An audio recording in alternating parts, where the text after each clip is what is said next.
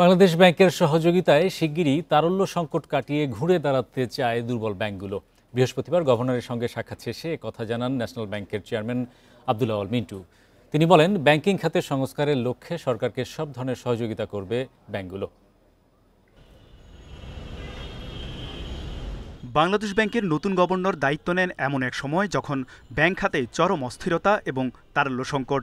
প্রথম পদক্ষেপ হিসেবে ১১ ব্যাংকের পরিচালনা পর্ষদ ভেঙে দিয়ে নতুন বোর্ড গঠন করেন। দুর্বল ব্যাংক চিহ্নিত এবং তারল্য সহায়তার উদ্যোগ নেওয়া হয়।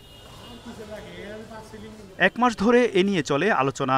পরে কেন্দ্রীয় ব্যাংকের আশ্বাসে এগিয়ে আসে ১০ ব্যাংক। তারল্য সংকটে পড়া ৫টি ব্যাংকে প্রাথমিকভাবে সহায়তা দেওয়া হচ্ছে।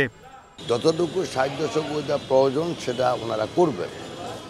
আর আমাদেরকে দায়িত্ব দিচ্ছেন যে যেই কারণে এই ব্যাংকগুলোর অবস্থা এমন পর্যায়ে গেছে সেটার জন্য আমরা অতি তড়িঘড়িতে ব্যবস্থা নিয়ে ব্যাংকগুলোর ব্যবস্থাপনা ঠিক করি। কেন্দ্রীয় ব্যাংকের সংস্কার উদ্যোগে অন্যান্য ব্যাংকগুলো পাশে রয়েছে।